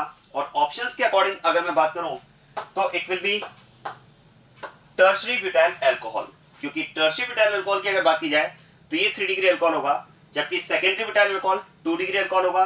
आइसोब्यूटाइल अल्कोहल स्ट्रक्चर से एकदम क्लियर है 1 डिग्री अल्कोहल होता है, और एन ब्यूटाइल अल्कोहल भी 1 डिग्री अल्कोहल होता है। तो देखो एन ब्यूटाइल अल्कोहल की अगर बात की जाए तो it is 1 degree alcohol, isobutyl alcohol is also 1 degree, secondary butyl alcohol is 2 degree and tertiary butyl alcohol is 3 degree. और डेफिनेटली यहां पर अल्कोहल अगर 3 डिग्री होगा तभी तो जब आप उसको over the copper metal pass करेंगे 300 डिग्री सेल्सियस टेम्परेचर पर, तो जो प्रोडक्ट आपको P मिलेगा वो अनसैचुरेटेड प्रोडक्ट मिलेगा, अनसैचुरेटेड कंपाउंड मिलेगा alkene, and that alkene will decolourise bromine solution. तो ऐसा क्वेश्चन यहाँ पर फ्रेम होता है। आया समझ में? तो ये हमने अल्कोहल का ऑक्सीडेशन का सेकंड केस डिस्कस किया, जिसमें हमने बात की है oxidation of alcohol by dehydrogenation. आया समझ में? अब मैं अल्कोहल के ऑक्सीडेशन का एक लास्ट केस डिस्कस कर रहा हूं, जो कि एक स्पेशल केस है, स्पेशल कैटेगरी ऑफ कंपाउंड को ऑक्सीडाइज करने के लिए यूज करते हैं। आप ध्यान देना वो केस क्या है, ध्यान देना। बात करते हैं oxidation using per iodic acid. ध्यान देना इट इज पर आयोडिक एसिड HiO4 और लेड टेट्रा एसीटेट। देखो HiO4 पर आयोडिक एसिड और लेड टेट्रा एसीटेट की अगर बात की जाए तो ये स्पेसिफिक साइट पर ऑक्सीडेशन के लिए इनका हम यूज करते हैं। ये जो रिएजेंट्स है इनका यूज हम किसके लिए, किस कंडीशन में करते हैं, टू ऑक्सीडाइज स्पेसिफिक या to complete the oxidation process at specific site. Specific site पर ऑक्सीडेशन प्रोसेस को कंप्लीट करने के लिए हम इन रिएजेंट्स का यूज करते हैं। क्वेश्चन वो स्पेसिफिक साइट क्या होगी, तो ध्यान देना 3 साइट्स आपको माइंड में रखना है इसमें। These reagents can be used for to oxidize those compounds which have hydroxyl groups on adjacent carbon. ऐसे कंपाउंड्स के ऑक्सीडेशन में आप इन रिएजेंट्स का यूज कर सकते हैं जिनमें पास पास वाले कार्बन पर, एडजेसेंट कार्बन पर OH ग्रुप प्रेजेंट हो, या carbonyl groups are adjacent to each other, carbonyl group पास पास हो, या फिर alcoholic group and carbonyl group का कॉम्बिनेशन आपको मिले, लेकिन होना एडजेसेंट चाहिए। या तो एल्कोहलिक ग्रुप एडजेसेंट हो, या कार्बोनिक ग्रुप एडजेसेंट हो, या alcoholic and carbonyl group adjacent to each other हो। ऐसे कंपाउंड्स को ऑक्सीडाइज करने के लिए आप पर आयोडिक एसिड या फिर लेड टेट्रा एसीटेट का यूज कर सकते हैं। कंडीशंस आपको याद रखना है। अब देखो क्वेश्चन है कि ऑक्सीडेशन किन कंपाउंड्स का पॉसिबल है, वो तो मैंने आपको बता दिया। इसमें 3 category of compounds can be oxidised by using per iodic acid और lead tetra acetate, in which one of the category of compound are those having OH groups on adjacent carbon, carbonyl group adjacent to each other, carbonyl group and alcoholic group adjacent to each other, right? Question है product क्या बनेगा। Product identify करने की मैं trick आपको बता रहा हूं, बिल्कुल ऐसा समझ लें, बिल्कुल वैसे ही हमने इसकी एक ट्रिक बना रखी है। जैसे आप याद करो ozonolysis of alkenes and alkynes, याद करो एल्कीन्स एंड एल्काइंस का जब हम ओजोनोलाइसिस करते हैं तो उसकी ट्रिक मैंने आपको क्या बताई थी।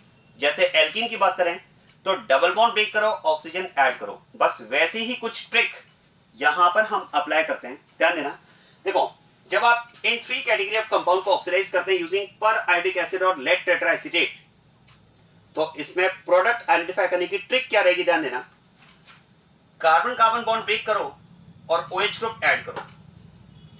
आपको कार्बन कार्बन बॉन्ड ब्रेक करना है और OH ग्रुप ऐड कर देना है। ऐसे यहां भी कार्बन कार्बन बॉन्ड ब्रेक करो, OH ग्रुप ऐड करो, और यहां पर भी कार्बन कार्बन बॉन्ड ब्रेक करो और OH ग्रुप ऐड करो। आ रही बात समझ में? अब जरा देखो, मैं आपको यहां पर इस वाले कंपाउंड के करस्पॉन्डिंग प्रोडक्ट बताता हूं। ये बॉन्ड ब्रेक किया आपने, यहां पर जब आप OH ग्रुप ऐड करेंगे तो इसके करस्पॉन्डिंग प्रोडक्ट आपको मिल जाएगा एसिड, इसके करस्पॉन्डिंग प्रोडक्ट आपको मिल जाएगा एसिड। आ रहा है समझ में? और देखो, ये बॉन्ड ब्रेक करके जब आप OH ग्रुप ऐड करेंगे तो one OH group is already present, one more OH group, मतलब इस केस में हम बात कर सकते हैं two OH groups will be present on same carbon. जैसे कि हम बात करते हैं more than one OH group on same carbon compound unstable होगा। H2 आप इसमें से एलिमिनेट करो और H2 एलिमिनेशन के साथ में यहां पर मिल जाएगा आपको कार्बोनाइल कंपाउंड, यहां पर प्रोडक्ट आपको मिल जाएगा कार्बोनाइल कंपाउंड। आया समझ में? तो ये प्रोडक्ट आपको मिलते हैं जब आप इस कंपाउंड को ऑक्सीडाइज करते हैं using per iodic acid that is HiO4 और लेड टेट्रा एसीटेट। आया समझ में? अब जरा देखो, इस केस में अगर बात की जाए तो प्रोडक्ट क्या होगा? देखो, इस वाले पार्ट के करस्पॉन्डिंग एसिड मिलेगा और यहां से भी आपको क्या मिलेगा? एसिड। तो दोनों पार्ट से एसिड मिलेगा। इस केस में जैसे ये बिल्कुल ऐसे ही कंडीशन है, तो इस वाले पार्ट से आपको मिलेगा कार्बोनाइल कंपाउंड और इस वाले पार्ट से भी क्या मिलेगा? Carbonyl compound. ये कंडीशन। बस इस तरह से आप उन कंपाउंड्स के ऑक्सीडेशन में इनका यूज कर सकते हैं जिनमें OH ग्रुप पास पास वाले कार्बन पे प्रेजेंट हो, या कार्बोनाइल ग्रुप एक दूसरे के पास पास हो, या फिर कार्बोनाइल ग्रुप और एल्कोहलिक ग्रुप पास पास हो। ध्यान देना, गैप नहीं होना चाहिए। गैप अगर हुआ तो उस केस में हम कंपाउंड के ऑक्सीडेशन के लिए इनका यूज नहीं कर पाएंगे। अब आप देखो, alcoholic group adjacent to each other, carbonyl group adjacent to each other, carbonyl group and alcoholic group adjacent to each other. ऐसे कंपाउंड्स की अगर बात की जाए तो ऐसे कंपाउंड्स में हम ले सकते हैं मेनली कार्बोहाइड्रेट्स को। जैसे एग्जांपल मैं आपको बताता हूं, ग्लूकोज। ये कंपाउंड अगर आपने लिया, सपोज ये कंपाउंड आप ले रहे हैं ग्लूकोज, तो देखो ग्लूकोज में आप कह सकते हैं alcoholic groups are adjacent to each other, even carbonyl group and alcoholic group are also adjacent to each other. तो देखो, carbonyl group and alcoholic group, ये वाला केस हो गया, और alcoholic group adjacent to each other, ये वाला case हो गया।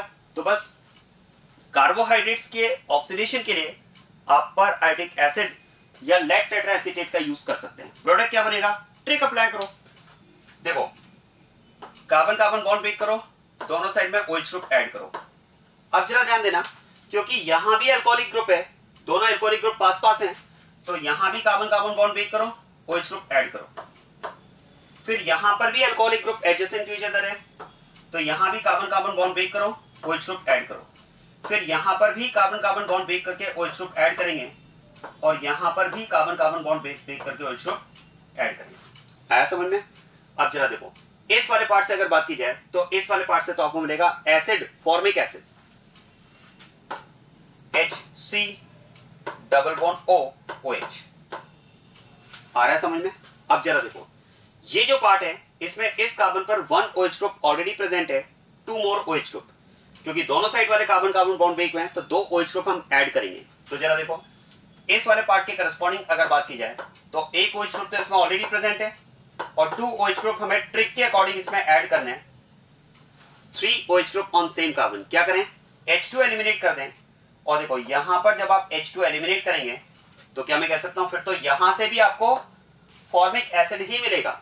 इसका मतलब, तो जरा देखो, यहां से फॉर्मिक एसिड मिला, यहां से भी फॉर्मिक एसिड मिलेगा, तो फिर तो आप देखो जैसे इस कार्बन पर 1 2 3 OH ग्रुप होंगे, ऐसे यहां भी 3 OH ग्रुप, यहां भी 3 और यहां भी 3।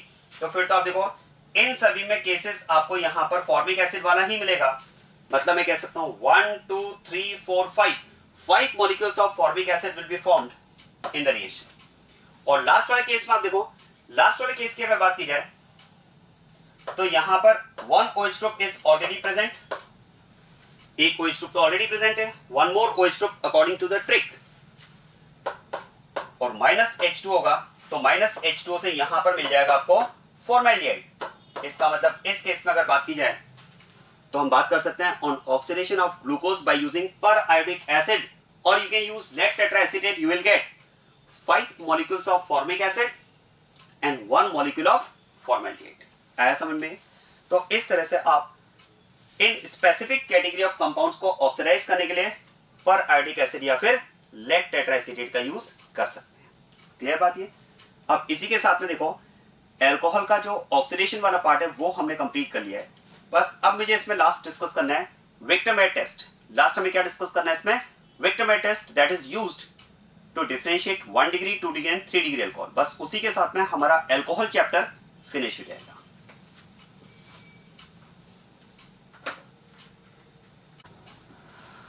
तो एल्कोहल में लास्ट हम डिस्कस करते हैं Victor Meyer test that is used to differentiate primary second and tertiary alcohol. आप याद करें विक्टरमेयर टेस्ट के अलावा हमने पहले रिएक्शन मैकेनिज्म पार्ट टू में primary second and tertiary alcohols को डिफरेंशिएट करने के लिए एक और रिएक्शन यूज की थी, ल्यूकास रिएजेंट टेस्ट। याद आ रहा है?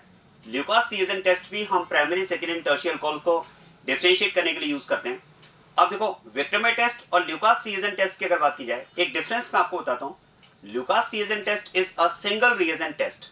उसमें हम एक सिंगल रिएजेंट यूज करते हैं Lucas reagent that is HCl plus anhydrous zinc chloride, और उसके थ्रू हम primary second and tertiary alcohols को डिफरेंशिएट करते हैं।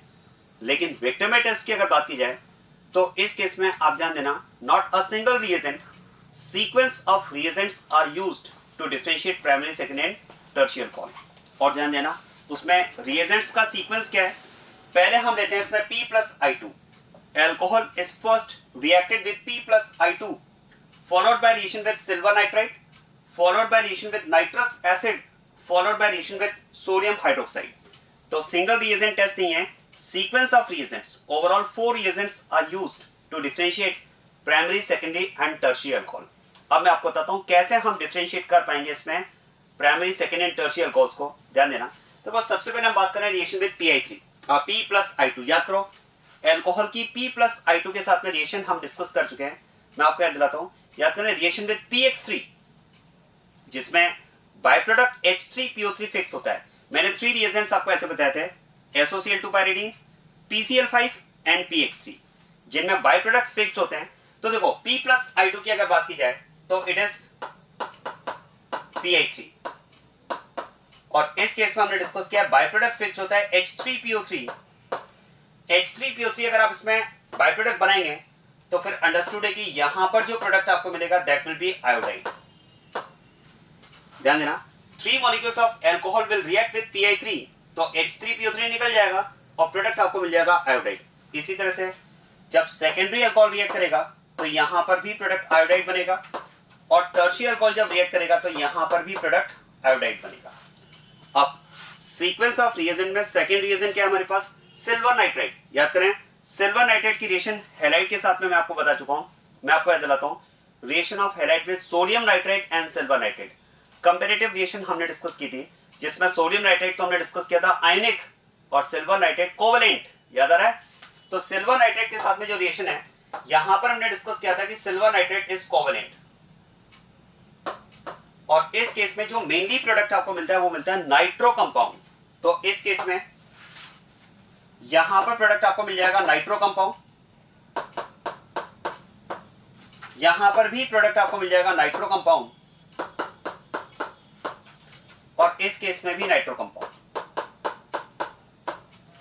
राइट? और अब आप ध्यान देना सीक्वेंस में नेक्स्ट रिएजेंट हम ले रहे हैं नाइट्रस एसिड। देखो पहली 2 रिएक्शन जो है रिएजेंट्स की वो तो ऑलरेडी आप हम डिस्कस कर चुके हैं, ये आपके लिए न्यू रिएक्शंस नहीं है। हाँ, थर्ड रिएक्शन जो है इसमें नाइट्रस एसिड की नाइट्रो कंपाउंड के साथ में रिएक्शन, ये आपके लिए एक न्यू रिएक्शन है, और इसमें प्रोडक्ट आपको कैसे आइडेंटिफाई करना है इसकी ट्रिक मैं आपको बताता हूं। आप ध्यान देना। देखो नाइट्रो कंपाउंड की रिएक्शन जब आप नाइट्रस एसिड के साथ में लेंगे तो यहां पर बाय प्रोडक्ट में बनता है वाटर। आप ध्यान देना यहां पर बाय प्रोडक्ट बनेगा वाटर। अब मैं आपको ट्रिक बताता हूं। देखो नाइट्रो कंपाउंड के साथ में जब नाइट्रस एसिड रिएक्ट करता है तो यहां पर मैंने आपसे कहा बाय प्रोडक्ट बनेगा वाटर। अब बताओ वाटर फॉर्मेशन के लिए क्या चाहिए? एक ऑक्सीजन और 2 हाइड्रोजन चाहिए। देखो ये ऑक्सीजन और हाइड्रोजन हमें कैसे मिलेंगे, ध्यान देना, आप समझना। देखो आप इसको ऐसे याद रखो, ये नाइट्रस एसिड इस नाइट्रो कंपाउंड के पास जाता है और बोलता है भाई हमें वाटर का फॉर्मेशन करना है। तो बोले वाटर का फॉर्मेशन करना है तो क्या चाहिए? तो नाइट्रस एसिड ने कहा हमें वाटर फॉर्मेशन के लिए एक ऑक्सीजन चाहिए और 2 एसिडिक हाइड्रोजन चाहिए।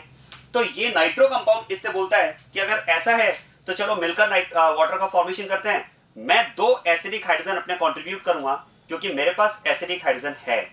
क्या मैं कह सकता हूं nitro compound has acidic hydrogen, it's alpha hydrogen is acidic in nature. Nitro compounds का जो अल्फा हाइड्रोजन होता है वो एसिडिक नेचर शो करता है, और नाइट्रो कंपाउंड के अल्फा हाइड्रोजन के एसिडिक कैरेक्टर को हम एक्सप्लेन कर सकते हैं on the basis of tautomerism. याद करो, नाइट्रो कंपाउंड्स में टॉटोमेरिज्म होता है, और जो कंपाउंड टॉटोमेरिज्म शो करते हैं उनमें एसिडिक हाइड्रोजन प्रेजेंट होता है, क्योंकि एसिडिक हाइड्रोजन की प्रेजेंस होना यही तो टॉटोमेरिज्म की कंडीशन है ना। तो देखो, नाइट्रस एसिड ने जब नाइट्रो कंपाउंड से कहा भाई हमें वाटर का फॉर्मेशन करना है, आप क्या हेल्प करोगे, तो नाइट्रो कंपाउंड ने कहा मैं 2 एसिडिक हाइड्रोजन देने का काम करूंगा। तो नाइट्रस एसिड ने कहा अगर ऐसी बात है तो मैं ऑक्सीजन देने का काम करूंगा, मिलकर के वाटर बनाएंगे। तो इसने अपने 2 एसिडिक हाइड्रोजन दिए, इसने अपना ऑक्सीजन दिया -H2, इस तरह से बना वाटर। और ये जो पार्ट है ये अब आप कार्बन से कनेक्ट कर दें, ये मैं ट्रिक बता रहा हूं आपको याद रखने की। तो -H2 के साथ में यहां पर जो प्रोडक्ट आपको मिलेगा,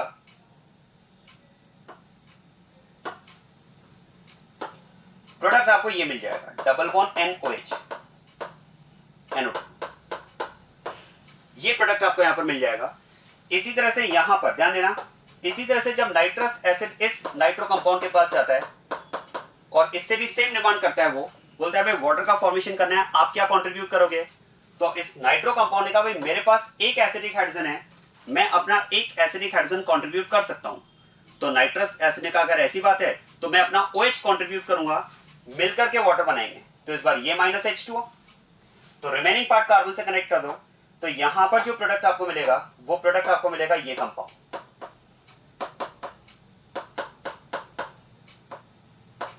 राइट।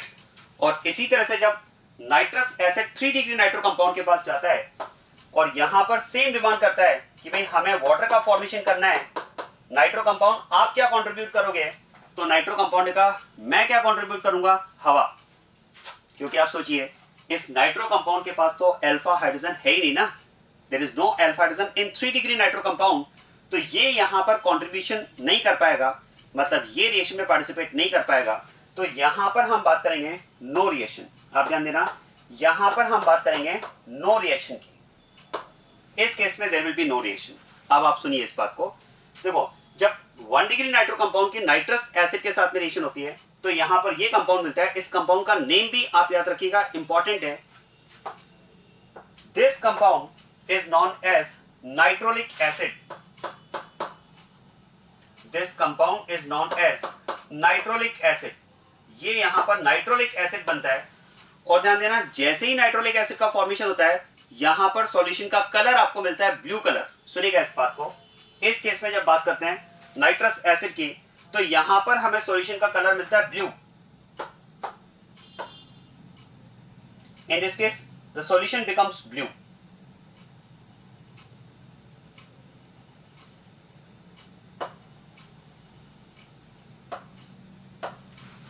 सेकेंडरी नाइट्रो कंपाउंड जब नाइट्रस एसिड के साथ में रिएक्ट करता है तो ये कंपाउंड बनता है, इसका भी नेम आप याद रखिएगा, इंपॉर्टेंट है। This compound is known as pseudonitrol.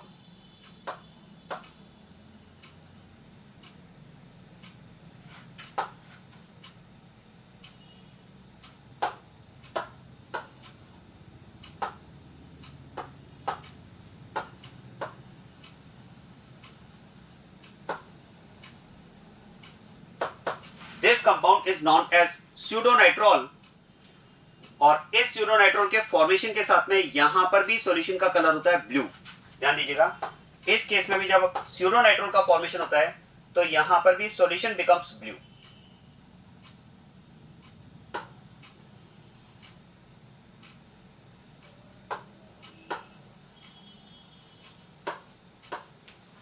और जैसे कि हम बात करें कि 3 degree nitro compound does not react with nitrous acid, in this case the solution remains colourless.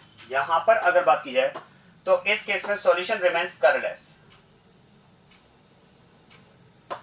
अब जरा देखो, इसका मतलब जैसे ही हम नाइट्रस एसिड के साथ में रिएक्शन करवाएंगे in the sequence of reagents, क्या मैं कह सकता हूं इस स्टेज पर 3 डिग्री अल्कोहल का तो कन्फर्मेशन हो जाएगा। क्योंकि देखो, प्राइमरी अल्कोहल में रिएक्शन के साथ में सॉल्यूशन का कलर ब्लू होगा, सेकेंडरी अल्कोहल में भी रिएक्शन के साथ में सॉल्यूशन का कलर ब्लू होगा, लेकिन टर्शियरी अल्कोहल के करस्पॉन्डिंग अगर बात की जाए तो सॉल्यूशन रिमेन्स कलरलेस। तो अगर सॉल्यूशन कलरलेस है तो फिर 3 डिग्री अल्कोहल कंफर्म्ड। तो 3 डिग्री अल्कोहल का कंफर्मेशन तो इस स्टेज पर हो जाता है। मतलब इन 3 रिएजेंट्स के यूज करने के साथ में ही 3 डिग्री अल्कोहल तो कंफर्म हो जाएगा। हाँ, लेकिन अगर सॉल्यूशन का कलर ब्लू हुआ तो हमें नहीं पता है कि प्राइमरी अल्कोहल है या सेकेंडरी अल्कोहल है, क्योंकि दोनों में सॉल्यूशन का कलर ब्लू है। तो अब finally primary and secondary alcohol को डिफरेंशिएट करने के लिए आपको फोर्थ रिएजेंट यूज करना होगा, and that is sodium hydroxide. क्या होगा देखो, सोडियम हाइड्रोक्साइड के साथ में जब आप रिएक्शन करवाएंगे तो जरा ध्यान देना, प्राइमरी अल्कोहल के करस्पॉन्डिंग जो कंपाउंड बना था that is nitrolic acid. Acid है, NaOH के साथ में एसिड बेस्ड रिएक्शन होगी, और एसिड बेस्ड रिएक्शन में क्या होगा देखो, सॉल्ट फॉर्मेशन होगा। सुनिएगा, NaOH एज अ बेस इस कंपाउंड से एसिडिक हाइड्रोजन के साथ में रिएक्ट करेगा। दिस इज नाइट्रोलिक एसिड, और इसमें एसिडिक हाइड्रोजन समझ में आ रहा है कौन सा, ये हाइड्रोजन है। तो ये OH minus as a base यहां से H प्लस ले लेगा, यहां से H प्लस ले लेगा, तो ये एक एसिड बेस्ड रिएक्शन इसमें होगी। और जैसे ये रिएक्शन कंप्लीट होगी, यहां पर प्रोडक्ट क्या बनेगा देखो, RC double bond N O minus, क्योंकि इसमें से H प्लस तो जा चुका है, और इस O माइनस के साथ में एसोसिएट हो जाएगा Na प्लस, और यहां पर NO2 ग्रुप जो ऑलरेडी प्रेजेंट है। ध्यान देना, this compound formed in the reaction is salt of nitrolic acid. ये इस नाइट्रोलिक एसिड का सॉल्ट ही तो बना। जैसे देखो हम कहते हैं ना एसिटिक एसिड का सोडियम सॉल्ट, सोडियम एसीटेट, वैसे ही नाइट्रोलिक एसिड का सोडियम सॉल्ट उसे हम कहेंगे सोडियम नाइट्रोलेट। तो ध्यान देना, यहां पर हम बात करते हैं this compound formed in the reaction is sodium nitrolate, it is sodium nitrolate. और ध्यान देना, जैसे ही सोडियम नाइट्रोलेट का फॉर्मेशन होता है, सॉल्यूशन का कलर यहां पर चेंज होगा। Now it becomes red colour. ध्यान देना, now it becomes red colour. यहां पर अब रेड कलर अपीयर होगा।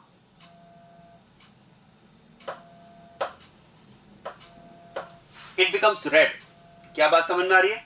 जबकि सेकेंडरी अल्कोहल के करस्पॉन्डिंग जो कंपाउंड हमें मिला था वो मिला था स्यूडोनाइट्रोल। क्या मैं कह सकता हूं, in pseudonitrol there is no acidic hydrogen. जरा देखो, ऐसा कोई एसिडिक हाइड्रोजन यहां पर नहीं है, और अगर एसिडिक हाइड्रोजन नहीं है तो फिर यहां पर हम बात कर सकते हैं reaction with NaOH, there will be no reaction. यहां पर अगर मैं बात करूं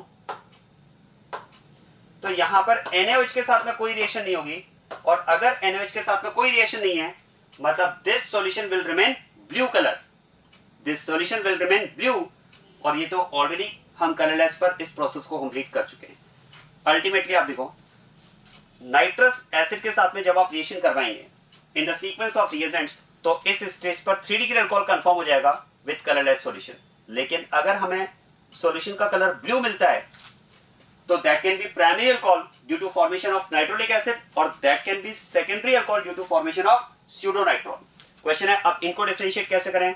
तो फाइनल रिएजेंट हम यूज करेंगे NaOH। अगर ब्लू कलर अपीयर हुआ due to nitrolic acid formation, तो नाइट्रोलिक एसिड क्या करेगा, NaOH के साथ में एसिड बेस कर जाएगा, यहां पर बनेगा सोडियम नाइट्रोलेट, और सोडियम नाइट्रोलेट फॉर्मेशन के साथ में अब सॉल्यूशन का कलर क्या हो जाएगा, रेड कलर। आ रही बात समझ में? और सेकेंडरी अल्कोहल के करस्पॉन्डिंग बना है स्यूडोनाइट्रोल। अगर इसकी वजह से ब्लू कलर अपीयर हुआ है तो NaOH के साथ में इसकी कोई रिएक्शन नहीं होगी, क्योंकि स्यूडोनाइट्रोल में there is no acidic hydrogen. तो इसका मतलब यहां पर सॉल्यूशन का कलर क्या रहेगा, ब्लू ही रहेगा। तो इस तरह से आप primary, secondary and tertiary alcohols को डिफरेंशिएट कर सकते हैं बाय विक्टरमेट टेस्ट। अब ध्यान देना, प्राइमरी अल्कोहल के करस्पॉन्डिंग कलर क्या मिला फाइनली आपको, रेड कलर। प्राइमरी अल्कोहल के करस्पॉन्डिंग फाइनली कलर आपको क्या मिला, रेड कलर। सेकेंडरी अल्कोहल के करस्पॉन्डिंग अगर बात करें तो यहां पर कलर क्या मिला, ब्लू कलर, और टर्शियरी अल्कोहल में इट इज कलरलेस। ध्यान देना, red colour, blue colour and colourless. ध्यान देना, R for red, B for blue and C for colorless। R for red primary alcohol के corresponding, B for blue secondary alcohol के corresponding, and C for colorless tertiary alcohol के corresponding. This Victor Meyer test is also called RBC test. Victor Meyer test को RBC test भी कहा जाता है। RBC समझ रहे हैं ना, ये RBC टेस्ट वो RBC टेस्ट नहीं है, it is red blue colourless. Colours के बेसिस पर हमने primary, second and tertiary alcohols को डिफरेंशिएट किया है। So this is about Victormet test। अब एक बात ध्यान देना, देखो Victormet test was suggested to differentiate primary, second and tertiary alcohol। Victormet test को primary, second and tertiary alcohols को डिफरेंशिएट करने के लिए सजेस्ट किया गया, लेकिन इसका मैं indirect use primary, second and tertiary halides को डिफरेंशिएट करने के लिए कर सकता हूं। इसका मैं indirectly use primary second and tertiary nitro compounds को डिफरेंशिएट करने के लिए भी कर सकता हूं। क्योंकि आप सोचिए, अगर मेरे पास primary second and tertiary halides दिए हैं, तो देखो ये रहा प्राइमरी हैलाइड, ये सेकेंडरी और ये टर्शियरी हैलाइड, तो मैं यहां से प्रोसेस को स्टार्ट कर दूंगा, क्योंकि जो भी विजिबल चेंज आ रहे हैं वो तो यहां पर आ रहे हैं ना। तो मैं इनडायरेक्टली इसका use primary second and tertiary halides को डिफरेंशिएट करने के लिए भी कर सकता हूं। इवन आप देखो, इनडायरेक्टली मैं इस टेस्ट का use primary second and tertiary nitro compounds को डिफरेंशिएट करने के लिए भी कर सकता हूं, क्योंकि जो भी विजिबल चेंज आ रहे हैं वो इसके बाद में आ रहे हैं। क्या मेरा पॉइंट समझ में आ रहा है? हाँ, लेकिन विक्टरमेट टेस्ट की अगर बात की जाए तो विक्टरमेट टेस्ट तो हम तभी कहेंगे जब आप एल्कोहल के लिए इसका यूज करेंगे, क्योंकि विक्टरमेट टेस्ट में इन सारे रिएजेंट्स का यूज होना जरूरी है, और P+I2 का यूज तो तभी कर पाओगे जब आप रिएक्शन को एल्कोहल से स्टार्ट करोगे। तो ठीक है, the test was suggested to differentiate primary, secondary and tertiary alcohol, but it can be indirectly used to differentiate primary, secondary and tertiary halides and primary, secondary and tertiary nitro compounds also. आया समझ में? इसी के साथ में विक्टरमेट test complete, हमारा alcohol chapter finish.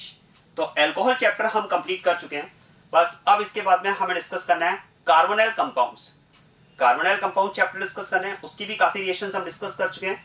और एक nitrogen containing compounds, nitrogen containing compound तो 90% 95% चैप्टर हमारा फिनिश हो चुका है, बहुत ज्यादा कुछ बचा नहीं है। मतलब अब organic chemistry is about to finish. बस अब हमारी ऑर्गेनिक केमिस्ट्री नेक्स्ट 2-3 लेक्चर्स में कंप्लीट हो जाएगी। तो इसी के साथ में एल्कोहल चैप्टर फिनिश, और अब हम स्टार्ट करेंगे next carbonyl compounds, aldehyde ketones.